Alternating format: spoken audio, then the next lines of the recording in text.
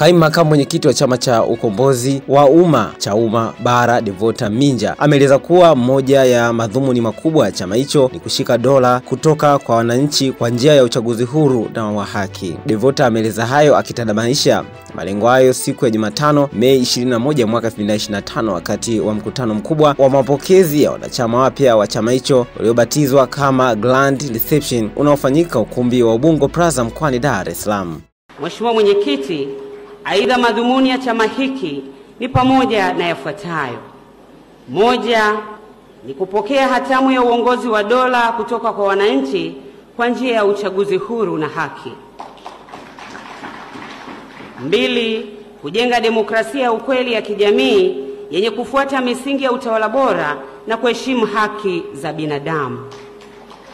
Tatu, kuhakikisha na kutetea dhana ya kuwa umma ndio chimbuko la mamlaka ya dola na maendeleo ya kiuchumi, kisiasa na kiutamaduni pamoja na jamii yetu.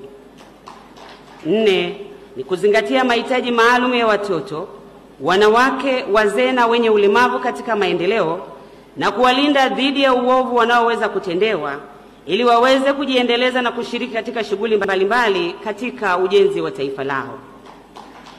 Tano, kuheshimu kazi na shughuli halali za watu binafsi katika nyanja zote za kijamii, kiuchumi katika kulijenga taifa letu. Sita, kuwa na uongozi ambao unaheshimu watu wake, katiba ya nchi na utawala wa sheria.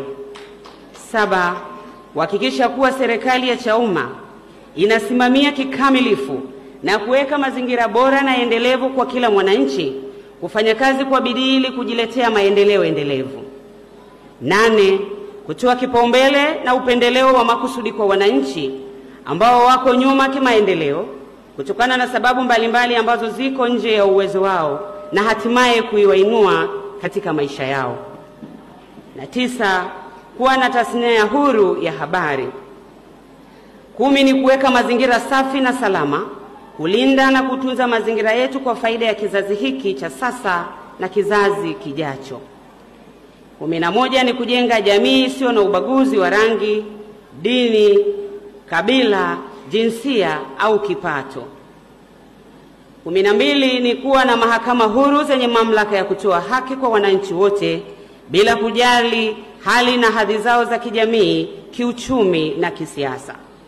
Mheshimiwa Mwenyekiti, hayo ndio madhumuni ya chama chetu na hakika yanavutia sana, na ndio maana sote tuko hapa kwa sababu tunataka kujenga taifa la namna hii.